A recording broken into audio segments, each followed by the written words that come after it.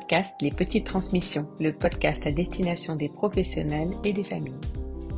Je m'appelle Lika Sahar, je suis formatrice petite enfance et avec les crèches et écoles Montessori Les Petites Canailles, nous vous proposons des épisodes qui abordent en toute transparence les sujets du quotidien de nos métiers.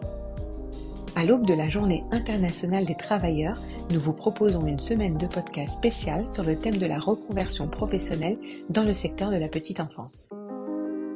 Aujourd'hui, je reçois Davina. De la comptabilité jusqu'au domaine de la petite enfance qui l'a menée dans la crèche de Saint-Leu, crèche Montessori des Petites Canailles, Davina nous parle de son déclic, de son évolution et de sa belle motivation pour servir l'enfant et sentir son impact sociétal précieux au quotidien. Merci à elle pour cet échange. Il vous inspirera peut-être. Bonne écoute. Bonjour Davina. Bonjour Lika. Merci beaucoup d'avoir accepté mon invitation. Avec plaisir. Je suis très curieuse de ton parcours et j'ai fait exprès de ne pas te poser trop de questions avant de te rencontrer sur ta reconversion parce que je suis toute oui pour découvrir tout ça. D'accord. Tu as découvert l'univers de la petite enfance. Est-ce que tu peux nous dire comment et pourquoi tu as été appelée par ce domaine ? J'ai découvert l'univers de la petite enfance, mais je pense qu'au final, c'est un univers qu'on a déjà en soi en fait. On l'a déjà au fond de soi et après, plus grande, on a un peu dirigé, un peu avec les parents, tu fais ça, tu fais ça, tu fais ça. Donc on choisit un peu la mauvaise voie, mais au final c'est quelque chose que, pour moi la petite enfance c'est vraiment l'humain. Quand on n'aime pas, on ne peut pas travailler dans la petite enfance. Voilà. Est-ce que tu peux nous dire un peu plus de ton parcours pour qu'on puisse comprendre un peu par quel secteur tu es passée, donc la comptabilité notamment, Oui. et qu'est-ce qui a été ce point de bascule ? Je suis passée donc par les métiers de la comptabilité et par la suite donc j'ai travaillé dans un bureau, comptabilité, tout ça. Et par la suite, en vient les enfants. Donc, je fais mes enfants et... Il y a combien d'années ? Mes derniers ont 9 ans. Oui. Donc, en 2015, donc, je fais mes jumeaux. Et du coup, je suis en plein dedans, les couches, les biberons et ainsi de suite. Et je me rends compte qu'au final, je m'en suis bien sortie. Et puis, ils doivent aller à l'école. Et puis, je ressens quand même ce manque où je me dis, mais mes enfants vont aller à l'école et je vais retourner. Non, j'ai envie de continuer encore à m'occuper d'enfants, à leur apprendre plein de choses. Et c'est vrai que j'ai conscience que s'occuper de ses enfants et s'occuper des enfants d'autres personnes, c'est pas la même chose, mais...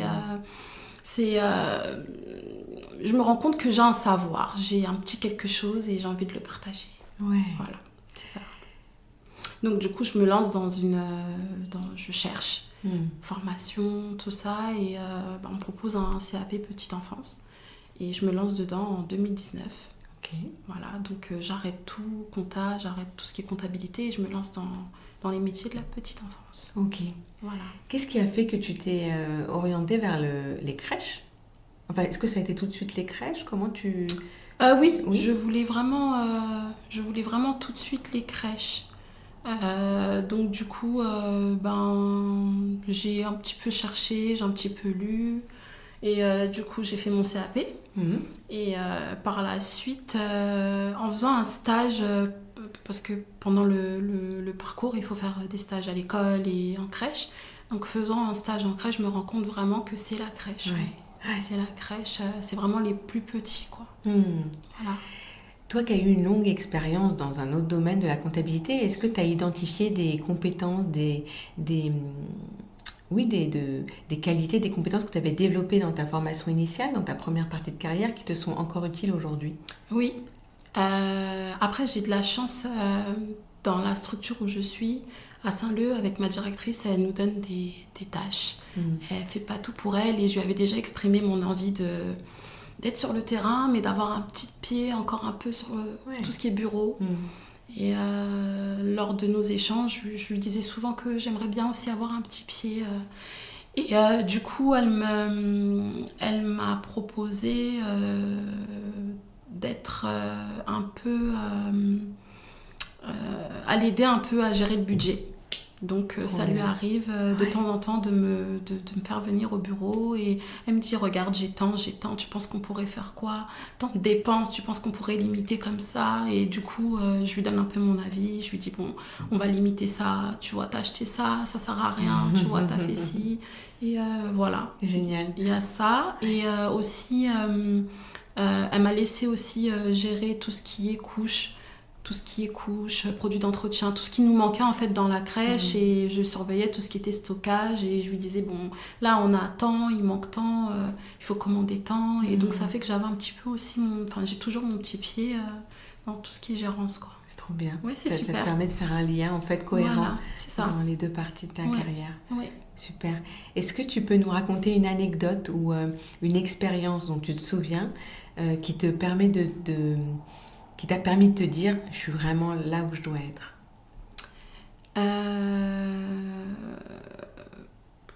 Il y a tout plein d'anecdotes, mais j'ai de la chance où des fois quand je suis dans le doute, ma directrice me dit non, tu dois être là, c'est ta place. Ouais. Moi quand j'observe au loin, tu peux pas être ailleurs en fait, Ouais.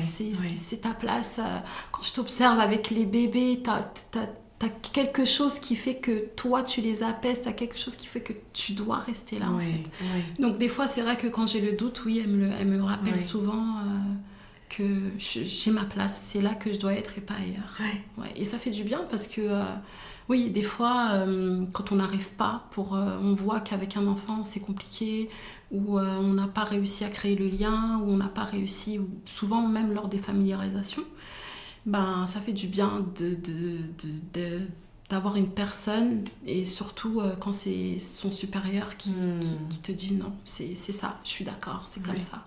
Ça fait plaisir, ça donne envie de dormir, en même temps de réfléchir, de revenir le lendemain, c'est génial.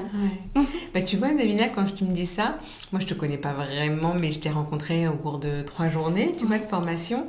Ça m'étonne que tu puisses douter, parce qu'effectivement, moi, je te trouve tellement investie et j'ai l'impression que tu donnes tellement de sens à ton métier, à ta mission.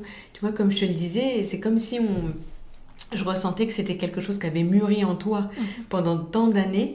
Et là, maintenant, tu te révèles quand tu parles de la façon dont tu t'occupes des enfants, dont tu réfléchis, le temps du repas, la posture phare, ta présence et le sens que tu mets à ton métier.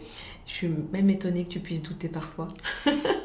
Après, comme j'ai dit, c'est un métier dans l'humain. Mais oui, ça bouge tout le temps. Et puis nous aussi, on reste des humains. Donc il n'y a rien qui est parfait, et on se remet toujours en question. On voudrait toujours, quand on aime ce métier, on voudrait toujours faire le mieux pour que les enfants soient bien. Donc du coup, c'est normal qu'on ait des moments de doute et qu'on veuille apprendre, encore faire mieux. Donc voilà. Mais oui, c'est tout à ton honneur, bien sûr, voilà. C'est sûr. Qu'est-ce que tu pourrais donner comme conseil à celles et ceux qui envisagent une reconversion et qui ne se sentent pas de passer le pas? Qu'est-ce que tu pourrais leur conseiller? Qui ne se sentent pas prêts, tu vois? Qu'est-ce que ça pourrait être un petit tips? Moi, je conseillerais d'essayer. Même si on n'est pas prêt, d'essayer une semaine, d'essayer 3 jours, d'essayer une journée, d'essayer 1 heure, mais de ne pas essayer en fait. Essayer, et après de se faire une idée en fait. Mais toujours essayer, même si c'est pour quelques minutes. Mais voilà, moi je conseille d'essayer. Oui, pour pas regretter, tenter l'expérience. Voilà. Et j'adore quand tu dis 1 minute, 1 heure, tu vois, 1 semaine, 1 mois, juste de le faire. De le faire, voilà. Super. Pour moi, c'est ce que je conseille. Merci infiniment, Davina, pour cet échange. Merci à toi. Au plaisir. À bientôt. J'espère que cet épisode vous a plu. Cet échange fait partie d'une série spéciale reconversion professionnelle. Et si le format vous plaît, je vous encourage à écouter les autres épisodes tout autant étonnants que passionnants. Retrouvez-nous sur les réseaux sociaux pour échanger et je me ferai un plaisir de répondre à vos questions. Pour aider à notre visibilité, partagez au maximum vos épisodes préférés autour de vous. Mettez-nous 5 étoiles et mieux, un petit commentaire sur votre plateforme d'écoute préférée.